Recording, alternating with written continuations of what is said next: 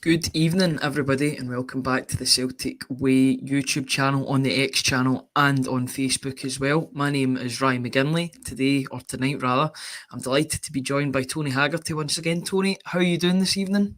I'm all right. It's never ending day, but hey, that's what it is, isn't it? We're not going to be singing the never ending story again, even though it's a bit of a tune. Yeah, we're here to talk about, and don't worry, Hamish hasn't left us or anything. He just doesn't go on later on in these night videos. But we decided to come back on and talk about Celtic's press conferences, react to the Celtic press conferences, both from Matt O'Riley and Brendan Rodgers, the manager, because there's plenty to talk about, I would say, with regard to both people that were interviewed, but we'll get into talk about that. We'll probably start off with Matt O'Riley and then go on to Brendan Rodgers. But before we get started, guys, as always, if I can just bring up the sponsor, let me get my wee notes together. You can tell this is so organised. Video is brought to you by MPH Group, and they are Scotland's award-winning family-run all-trade specialists covering all of mainland Scotland. When you opt for a Navien Boiler installation through MPH Boilers, not only are you choosing top-tier efficiency, you're also getting a free Navien Internet Controller. This is with the Navien Boiler Winter Promotion. This gadget can crank up your boiler's efficiency to an impressive 98%, and the cherry on top, they're covering the first year's service with no added costs. They're nominated for Small Company of the Year. Excellence recognises excellence. MPH Group, they even offer flexible finance options. Gear up for the chill that's already arrived, and consider making a smart move with MPH and Navien. It comes with an up to 12 years parts and labour warranty, which is some serious peace of mind.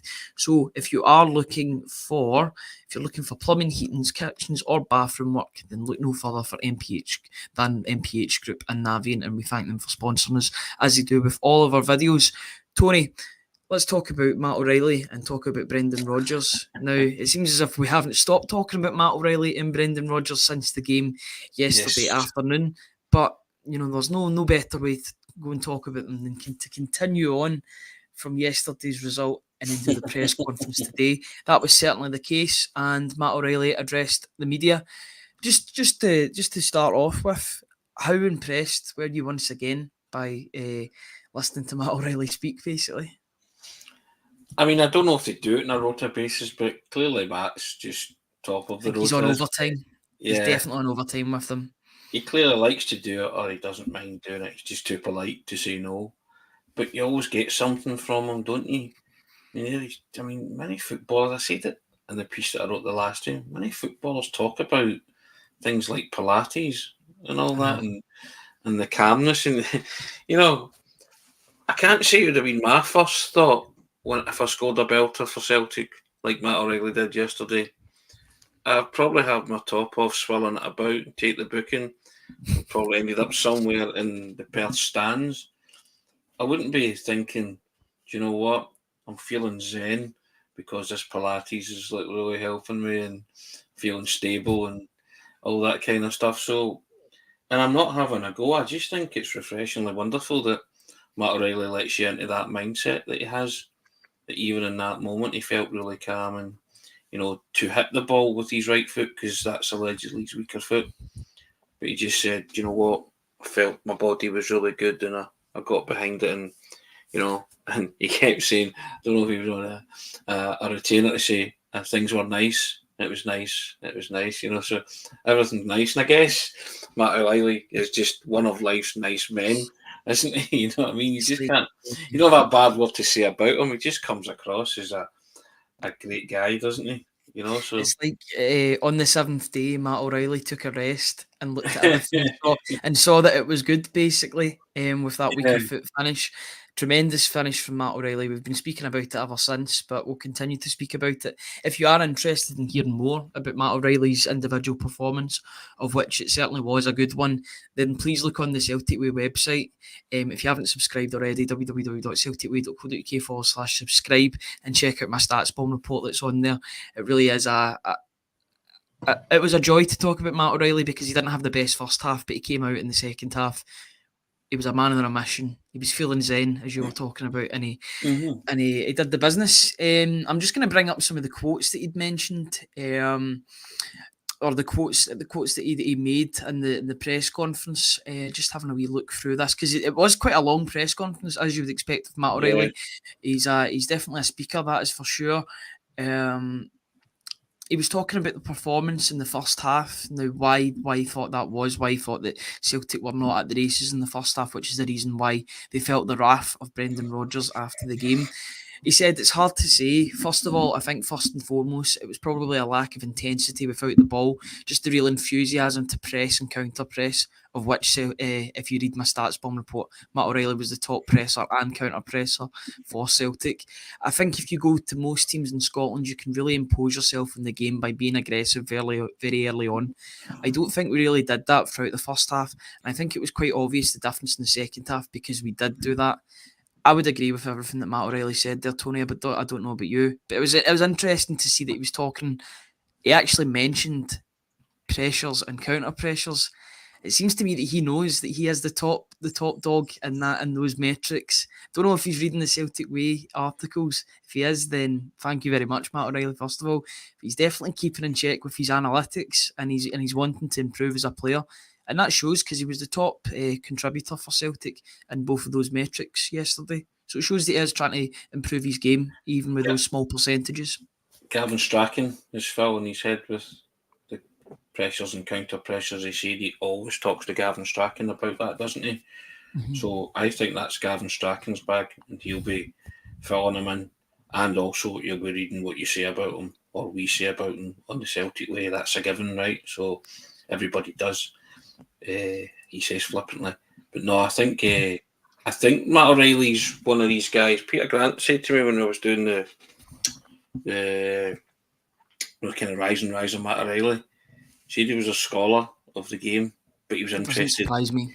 He's interested in everything, every facet about it.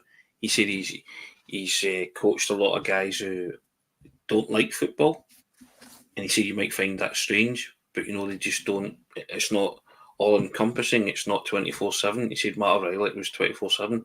You would ask him if he'd watched football last night and say, yeah, I like to learn from the best. He likes to break it down. The small minutiae, the detail.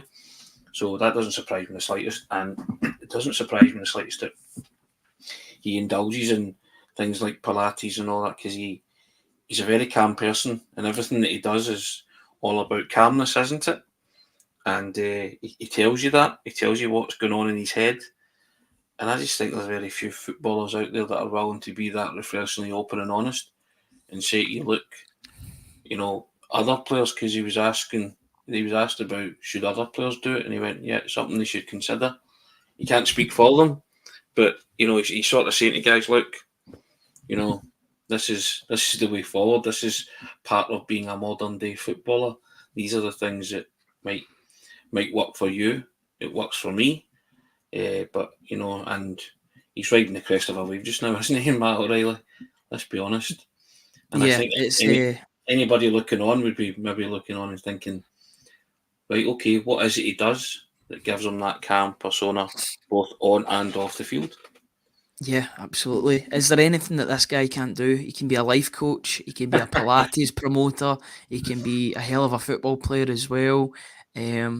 I don't know really where it goes wrong for Matt O'Riley at this point, because he's a standout in most things that he does. I think he's a credit to his whole family as well. I don't mean that in a condescending way.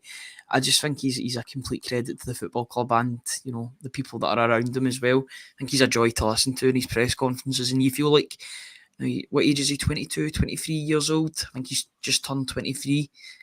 He's got a wise head on those shoulders. He speaks as if he's about double his age, which is nothing but a compliment to him, and he deserves all the successes that's coming his way. There was another point that he made. He was talking about, this is when he was talking about Pilates, and I'm just going to find this quote. 2 wee seconds. It's further down the screen. It is a long press conference, so you need to find it. He was talking about small percentages and the fact that Pilates, when he was 14 or 15, it helped him. He says he started it when he was younger at Fulham. He had a few back problems when he was younger, but then recently I've tried to get back into it in the past year or so. I find it really beneficial. He says he does it outside of the club as well. He does his own stuff here at the club, and I try and keep on top of everything outside and in here as well. Helps with injury prevention, my general stability on the pitch. If you want to protect the ball from someone, it makes you feel more stable, balanced, and robust. Let me think. Predominantly football related. He's talking about being a 14, 15-year-old. Post football, when I get to your age, it can help me be stable. I'm trying to find this small percentage quote that I found. You know, I found it 5 minutes ago, and it's completely deserted me. It's the one I actually used on the headline as well. Yeah. Is there anything you want to talk about while I try and find this quote, Tony, with regard to Matt O'Riley? Well, I think, I mean, if anybody's looking on thinking, what's Pilates? It's strength conditioning, isn't it, basically? I didn't know what it was until this afternoon. Strength conditioning training, yeah. So you can do it on machines, or you can do it on like mats and stuff like that. I think, because I know my wife had a Pilates machine, I'm sure, somewhere in one of the rooms. Don't think she ever used it, but certainly had one. And I just kind of looked at it and I was like, what's that? Never used it myself. As you can see, I'm a finely honed athlete, or at least I've got the feet for it, or something like that. But yeah, you know, so I think it's whatever works for you, Ryan. You know, and I just think the beauty and the wonder of Matt O'Riley is that he shares it with you. A lot of footballers are intensely private, wouldn't want to tell you those kind of things for whatever reason, but he's very much an open book. Yeah, you know, and he's deep as well. That he's open, but he's deep. He's a great it with you, and it's great. Yeah, and he is, and I think Hazel Finn came in there with a comment, and I agree with this. He comes across as way beyond his years for a young lad. He's very calm and very football intelligent. He's a bit like Yoda, isn't he? You just think he's came from another kind of planet in terms of the way he thinks about football, and that was the kind of thing that Peter Grant was talking to me about. And I just, when he was telling me these things, I was thinking, yeah, you're right, because he does talk. He doesn't talk like an ordinary footballer, does he? And then I spoke to Jesper Sorensen, he's under-21 coach, and he was saying, speak to me in Danish. You know, and you hear Matt O'Riley speak, you know, his accent is very English as they come, but his mother's Danish, and he speaks fluent Danish. And he said to Jesper Sorensen, I don't want you to talk to me in English. He said, I want you to talk to me in Danish. And what I don't understand in Danish, I'll ask the boys, or I'll ask you. And it was Jesper Sorensen said, I wanted to talk to him in English just to brush up on my English. You know what I mean? And make sure that was that, you know. So I just shows you the kind of the way Matt O'Riley thinks in general. You know, he is a thinking man's footballer, and it comes across, because every interview he does, it's never boring, is it? No, absolutely. He gives you something. He gives you something about his personality. He gives you something about his state of mind as a footballer. And I think it's all the more remarkable when he's playing for a massive club like Celtic, because you could be engulfed in the pressure.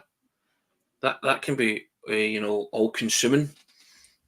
He's a guy that he's took to Celtic like a duck to water, and he's never had a problem with it.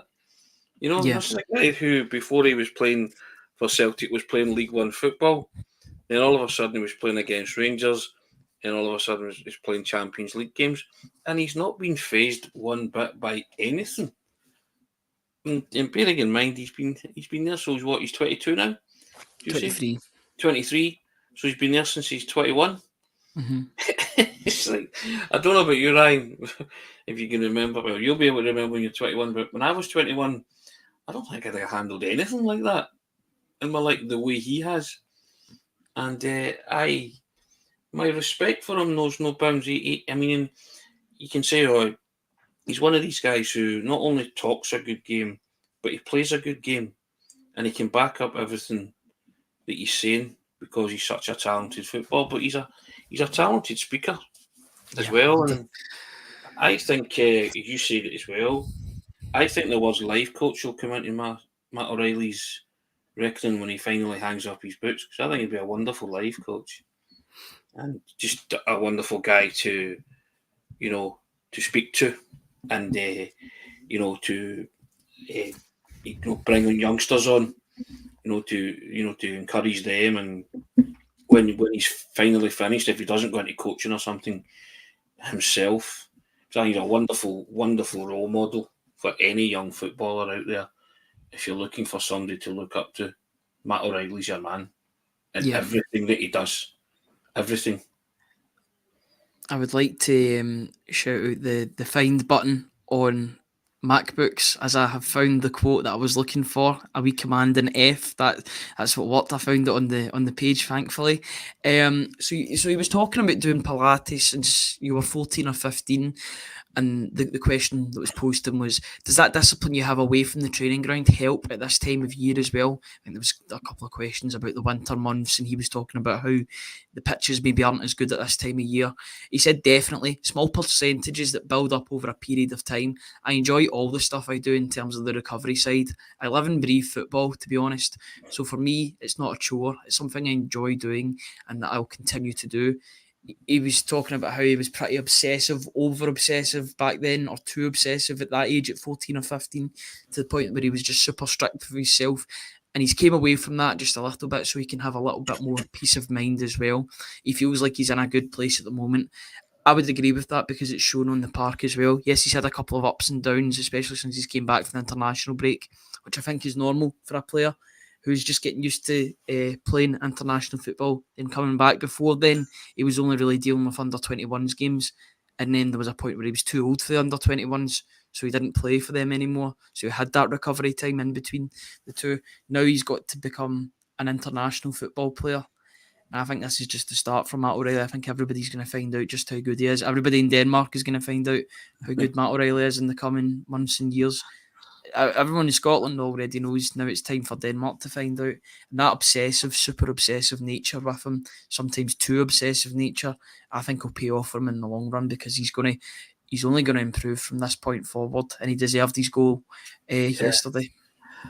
I'd love to have seen him when he was a super obsessive 14, 15-year-old at Fulham, because he's clearly obsessive just now. So if he was even more obsessive as a kid, that's why he's at the level he's at, Ryan. That's what separates the young guys that make it and the ones that don't. You have to obsess about your profession when you're that age, from that age, probably even younger.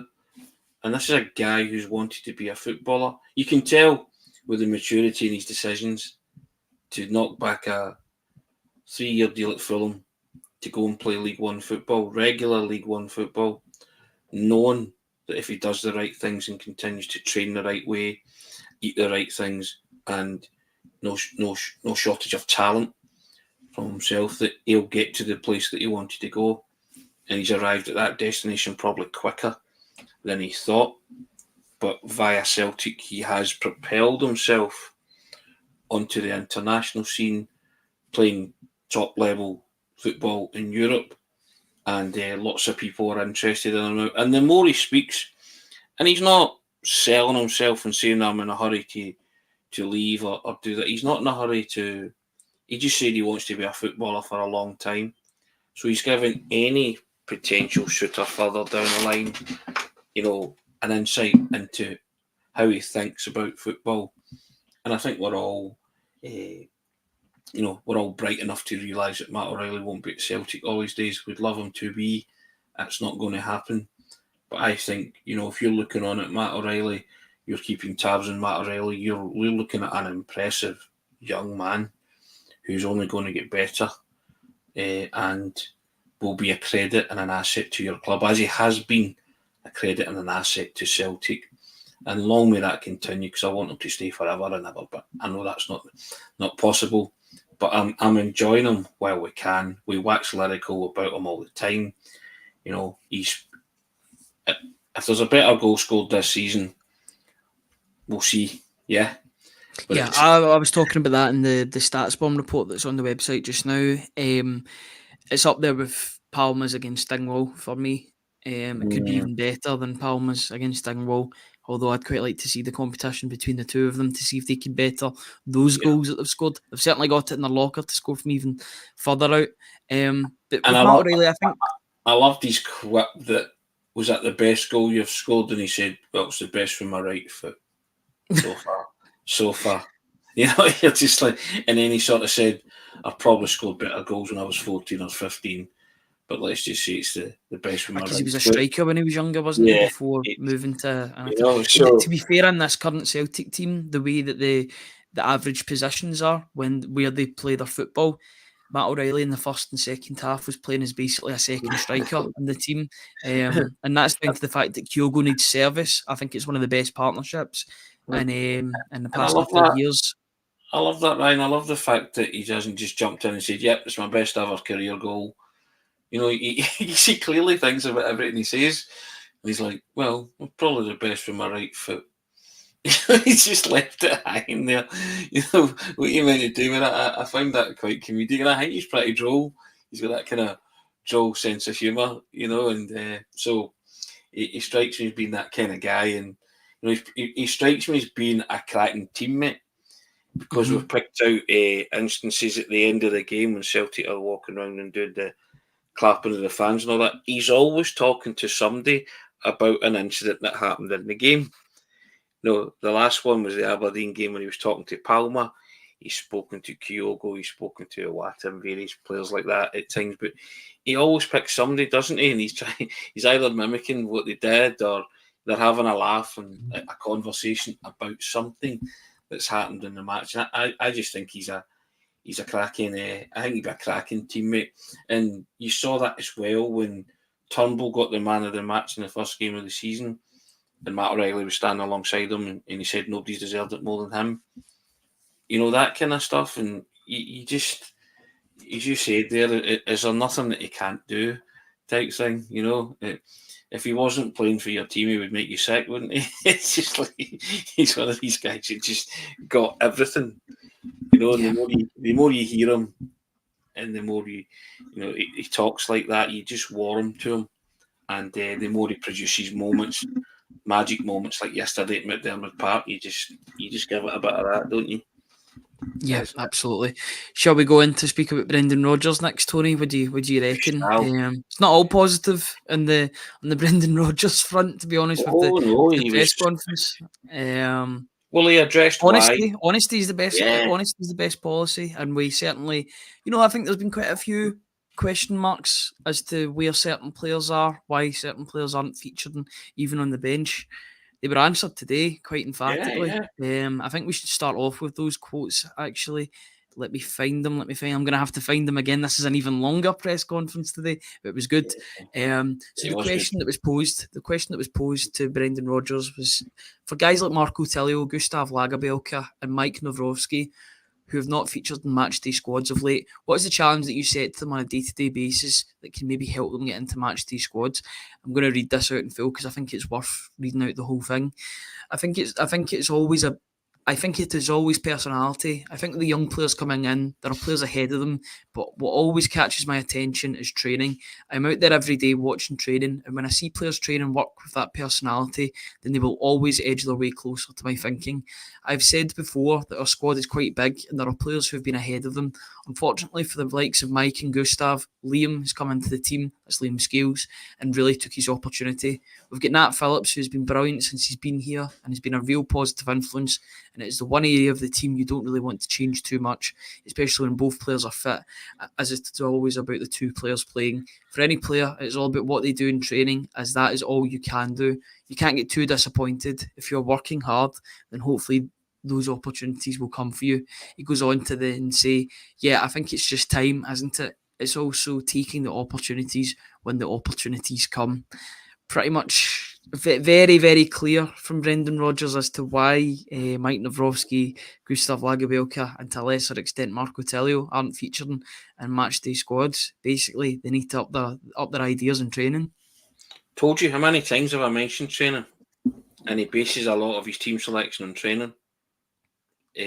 So I feel a bit vindicated by that because I banged on about it for long enough. So I was kind of punching the air when I was playing the playback on first name terms with Brendan. I told you that. Yes, indeed. But you like to think that when you speak to somebody, you get a feel for them and you kind of get a wee insight into how they operate. And I was delighted at that because that's what every manager, or most managers, should really base a lot of their thinking on. They work with these guys every day. And many times do I say that. Many times I say that, so there's maybe something that he liked, and he's clearly liking what Mikey Johnson's doing at the minute, and he's clearly liking, what Scales is doing at the minute. And yesterday was that real warning shot over the bow. The clinical Brendan Rodgers is back. No comfort zone. We spoke about it yesterday, and I said I was delighted to see him come out snarling and say, because he could have gone for we addressed it in the second half, but he was telling them in no uncertain terms, you know what I mean? That's it, Yeah, Steve McGrory comes in. Tony always coached Bill Shankly, and the fact that the eyes are always on the players 24/7, rightly so. The great Bill Shankly quotes that Steve's referring to there, and it's the fact that he spoke about whenever a player signed for Liverpool, and he thought, if you thought that nobody was watching you, you're very much mistaken. He said, from the moment you walk in here, you're under scrutiny. He says, and within no time at all, we'll know everything about you, your habits, what you do on and off the field. And he said, so that was, and it wasn't, it just sounds threatening because Bill Shankly's got that gravelly, threatening Scottish kind of voice. But it's a timely reminder to anybody, any footballer at a big club.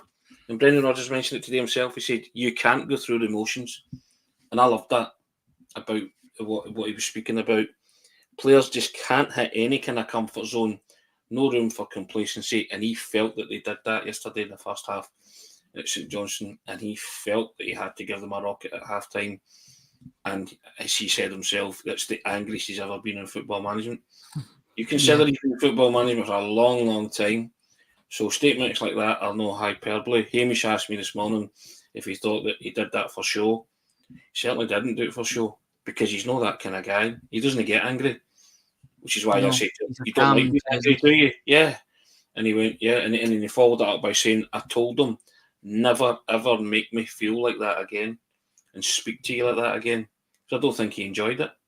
No, because I think he has that more personable relationship with players. And he was hammering that home, Ryan, that 24/7, your actions are being scrutinised.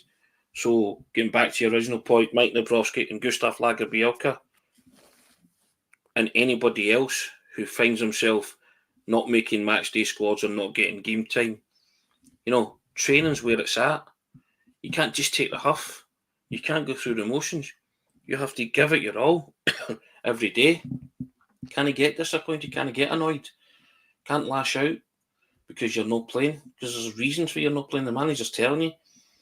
And there will be a point during the season where you will get that opportunity and you have to be ready, which is why the training's intense and it's at high tempo. Going from opportunity or a lack of opportunities for some players, it sounds as if other players are going to get more of an opportunity. That's a good wee segue that you've given me there into talking about two players who I think really caught the eye yesterday afternoon with their respective performances. One maybe even more so than the other, and Mikey Johnson, with regard to his overall injection of pace and a bit of trickery into proceedings. The back heel, which led to Matt O'Riley's goal. The assist to the assist, because back heel to Kyogo then past O'Riley. O'Riley does the rest. It's just that bit of magic from him and some magic injected into the game that made all the difference. So the question was actually quite bluntly put to Brendan Rodgers, saying, the next challenge for Mikey and Tomoki is to start games. Do you feel that they are ready for that? And he answered quite plainly, saying, yes, they will have the opportunity to do that. Now, put two and two together, nobody's really nailed down that spot in the midfield, and Cal McGregor has just scored a goal when he's further up the pitch. Do you think maybe this could be the opportunity to finally play Cal McGregor further forward in that position and bring the likes of Tomoki Iwata into the fray? With Mikey Johnson, I think it seems as if most people, I don't want to speak for everybody, but it seems as if the vast majority of people do want to see Mikey Johnson get given a start, potentially over Yang, who had a bit of a torrid 45 minutes, it must be said, in Persia. But do you think that those two players, just going off the back of those comments, do you think those two players could be making an impact from the start against Hibs on Wednesday night? I'll say this to you. See, if you don't do it now, you're never going to do it, are you?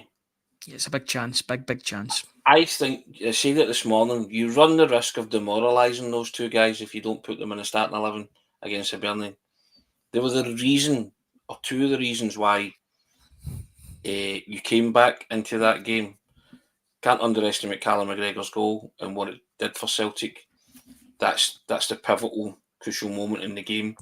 But Celtic got a lot of attacking impetus when O came on and Mikey Johnson. But Mikey Johnson and Tomoki Iwata's performance yesterday surely put them in the running for automatic starting against Hibs on Wednesday.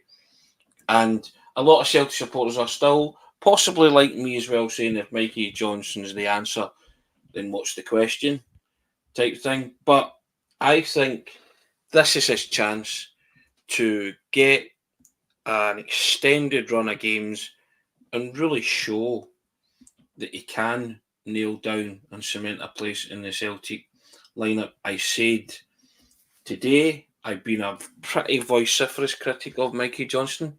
I won't shy away from that.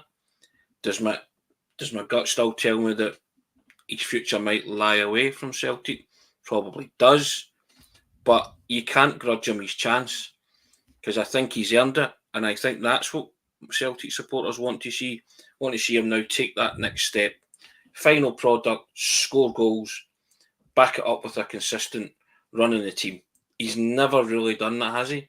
Fits and starts he's played in. There's flashes of technical brilliance here and there. As Hamish said this morning, there's a player lurking there somewhere. Just need all the constituent parts to come together. And I think a goal, and a meaningful goal, would do his confidence levels the world of good. As for Tomoki Iwata, it's a no-brainer for me. You know, he's tried Turnbull, he's tried Odin Thiago home, he's tried Bernardo in the European games. What does Iwata have to do to now get the nod? I think he showed yesterday what he did will be good enough to get him the nod, because he's doing the simple things well. And that yesterday, as I said, the temptation to run 50 yards and try and score yourself, play on your team player. That's what pleases the manager. That's what pleases the manager most, yeah, Ryan. Because as much as you enjoy the goals from long range or the goals from just inside the box, in which there's a bit of venom hit, I just loved the way that goal came about, because it was James Forrest that gets the clearance in the first place. There's a header back in. It's that 50-50. Is it O that wins the 50-50? Yeah. In the middle of the park. Iwata's like, right, it's my time now. It's time for me to take the ball forward. And he shows good pace and good awareness to just run with the ball. There's actually another angle, if you watch it again. When Iwata gets the ball, Brendan Rodgers can't stop clapping, because he loves seeing that from his midfielder. He loves that his midfielder taking initiative and taking the spice out of the game. Just so happens he goes and makes the game a lot more comfortable with an assist to James Forrest, who started the move with his clearance, who ends it with the finish. But it's all about Iwata's pass. And for me, I think he's one of the first names on the team sheet on Wednesday. Well, I think now he's got to. When is he ever going to get his opportunity? Correct. It's never. And without asking him directly, is Mikey Johnson and Tomoki Iwata going to start against Hibs? The question was couched: are they now in line for starts, or would you trust him to start? He clearly does, right? So connect dots, as I say, join dots, connect lines, and can I read between the lines? And from his comments there, you'd have to say that at least of the three guys that came on and made a big impact yesterday, Tomoki and Mikey Johnson, at least two of those three are starting tomorrow. And I think Iwata and Mikey Johnson are the two. I wouldn't be against all three starting, to be perfectly honest. Neither would I, but yeah, I think you've always got a hard case to drop Kyogo, haven't you? It's a hard sell dropping Kyogo, because you just know that in a the flick of a boot, the wee man could turn everything on its head, and that's what he does. He does best, doesn't he? So and I love how I love how Brendan Rodgers is calling it. Is it Tommy or Tomo? Yeah. I think his teammates call him that as well. I was actually wondering who he was on about when he said that the first time. Then I connected the dots. I'm like, it's a latter. So I love that, So, and I'd love to see more of him. I think we've watched what all the others have brought to the table this season, and none of them have cemented that spot, have they? Really? And if you've got Callum McGregor going further forward, and let's not kid ourselves as well, Ryan. If he plays Awata as a 6 and McGregor further forward, the two are still pretty interchangeable, can't they? They can both play in each other's position, so it could be pretty fluent. The way wingers swap, flanks. These two guys can move, forward or backwards depending on the situation. So I'm all for that. I think that could be quite fluent in that sense. And Callum McGregor's got a dig in him. We've seen that yesterday. Shot against Pittodrie that day. He came back. The last minute goal. So he wouldn't be frightened to have a dig. He said it himself yesterday because someone pointed out that was his first goal this season and he hadn't scored since May. And the first thing he said was, well, I'm kind of playing in a more defensive role. So he was a wee bit defensive about that because if somebody was kind of digging up the fact that, it took all this time for him to score. But that was him sort of saying, well, that's not my game at this minute in time. Job. It's not his job. It's not my job or role in the team at this moment in time. But I've still got it in my locker. I can still do that. So I was quite impressed with that. So I'm dying to see Awata play on Wednesday night. So that's what it would be good to see. And there's also a couple of other really good, just before we finish off, just another couple of really good developments, or 2 or 3 developments with regard to Celtic's injury concerns. Both Daizen Maeda and Liel Abada are now back out on the grass. They're still training individually, but they're back out on the grass and they're making their steps. They're finally making their steps to get back into the team. That'll be a massive, massive boost when Celtic get the 2 of them back. Of course. In different ways, though, as well, because with Daizen Maeda, you get the defensive side, you get the work rate, but you also get a goal threat too, maybe not as much. With Abada, you get guaranteed double digits in goals and assists a season. There was a tweet that went out either yesterday or this morning. I can't remember exactly when I seen it, but just looking at the numbers that, the likes of Jota, the likes of Abada, Aaron Moy all had, a lot of people don't talk about how many assists and goals Aaron Moy got for Celtic. Very, very difficult to replace this, and having one of those players back that produced that in both seasons, double digits in goals and assists. I don't like to say it annoys me because it sounds as if it would be like negligence from the board to count it as a new signing. But Liel Abada, much like Rio Hatate, when they both return, they will feel like new signings in this Celtic squad, especially under Brendan Rodgers. Yeah, definitely. And I think everybody's counting the days down till those guys are back fully fit and contributing goals, assists, and just their dynamism in the team. And we can't wait for that, can we, really? But good to see the manager being asked that today. Good to see him being open and honest and letting you know. And also good to see 106 people joining us live, guys. That's above and beyond. It's nearly 7:30 on a Monday night. And so we appreciate you coming on and joining us. And you guys are here and you are always here, and we really, really do appreciate it from everybody. Yeah, and hope you're enjoying it. Hope you enjoyed this morning, Hamish's debut. I'm going to just bring up a wee comment, actually, because somebody said that we should be getting Hamish on a regular basis.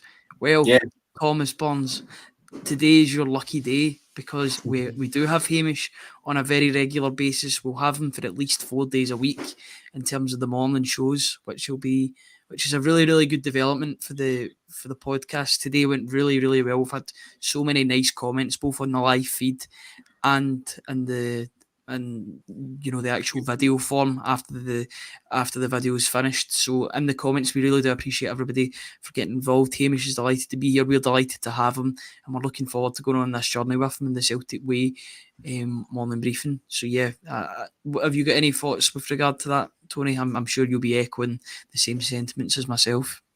He is our new signing, isn't he? He is the new signing. He was getting a bit embarrassed because we picked him up so much, but yeah, it's just the high esteem that we hold him in, and we believe that he can help us, obviously enhance the pod and take the Celtic way where we want it to go, and we try and give of our best and bring you the best, and I think Hamish is up there with the best people that we could have brought on board, and we're delighted. As I say, we're a family here, and we're thankful for the community that sprung up around it, and as I say, we're delighted to have them, and we're also delighted that we continue to do what we do, and you guys always come on.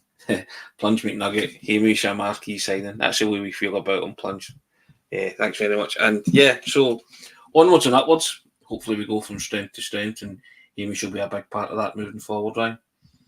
Yeah, without a doubt, and we're looking forward to getting more and more videos completed with Hamish back in the saddle, back in the hosting saddle. It's very different being a pundit when compared to like hosting videos, and it still is good to do some hosting videos sometimes, but it's good to have a permanent host in as well to sort of keep us right. Tony, keep Tony and I right. You got to. There's a new sheriff in town. That's definitely the case. But yeah, we're absolutely delighted to have Hamish on the videos, and we're looking forward to having him on more and more. Get some people in the background as well. So if you do want any if you want to be updated and know when we'll be putting up new videos, and please subscribe to the YouTube channel. That's when you'll be notifications when we do go live in the Celtic Way. Please check us out on Facebook and X as well on the relevant social media handles, and please subscribe to the website as well. We really do appreciate everybody's effort that they put in with regard to the website. So if you visit us on www.celticway.co.uk/subscribe, then you'll be able to subscribe to the website, and please subscribe to the YouTube channel. Tony, thank you very much for joining me this evening. We've went a wee bit longer than what we thought we would, but I think we did some of the quotes justice. There was plenty to talk about. I don't think there's anything that we missed out on regarding breaking news or anything. Brendan Rodgers and Matt O'Riley were both talking about the Euros and how good a draw it was, and how interesting it was. Matt O'Reilly's comments are quite funny in that regard, because he must have sort of a split loyalty with England and Denmark, but he's definitely on the Danish side, that is for sure. Brendan Rodgers was talking about how good the draw was, but apart from that, I don't think there was anything else to talk about with regard to. No, praising Hibs, because it'll be a difficult game on Wednesday, I believe. You just feel the rest of the time mugging time till Wednesday night. You can't wait. He was asked if Celtic were going to start quick. Or expected very quick. That's what he said. Very quick was his kind of short and sweet answer to that. So that was I was taken by that as well, because I thought he really has laid down the letter of the law to the guys after the first half on Sunday, and they kind of know what's expected of them. So yeah, Wednesday can't come quick enough, because I'm always interested to see how teams react after words like that, and then obviously followed up and talking about that. So yeah, I'm looking forward to Wednesday, and against a team who are one of the 1, 2, 3 sides to take points off us this season, Ryan. So one of the form teams as well, I would say. Yeah. I made that point earlier on in the day, but they are one of the form teams. A good win against Aberdeen in a game in which Aberdeen probably should have won with the chances they had. Mm-hmm. But how many times have we said that about Hibs in the past? There's games in which they played so well and they haven't got that victory. So maybe them winning ugly is a good way forward for them under Nick Montgomery. Definitely doing a good job since he's moved from Central Coast Mariners in Australia. And yeah, it should be a really, really difficult game. We'll get danger men on the park, Dylan Vente, Martin Boyle, Ellie Johan as well. So yeah, there's some names that jump out when you hear about them, and Celtic will have to be at their best to get 3 points from the game at Celtic Park. That's us been going for 44, nearly 45 minutes. Ryan, Celtic will have their danger men, won't we? Tomoki Iwata, Absolutely, Mikey yeah. Johnson. That start 11. Well, you know, Tomoki Iwata scored against the last side from Edinburgh that he came up against. So let's hope he can get 2 from 2 this time at home against Hibs. That's us been going for 45 minutes now, guys, and we really do appreciate everybody for joining us on a Monday night. Once again, before we finish off, can we please shout out our sponsors, as always, for every video that we do at the moment, at MPH Group for plumbing, heating, kitchens and bathroom work. When you opt for a Navien boiler installation, not only are you choosing top tier efficiency, you're also getting a free Navien Internet Controller. This is the winter promotion. The gadget can crank up your boiler's efficiency to an impressive 98%. Big shout out to MPH Group as they're nominated for Small Company of the Year. Navien are running for Product of the Year, the H&V News Awards. The Navien ON range comes for up to 12 years parts and labour warranty. MPH even offer flexible finance options, so gear up for the chill and consider making a smart move with MPH and Navien. All the links are in the descriptions, as I said before, with your plumbing, heating, kitchens and bathroom works, and we thank them for sponsoring tonight's video. Thank you very much, Tony, for joining me this evening. I really, really do appreciate it. Pleasure as always. And thank you to everyone in the comments.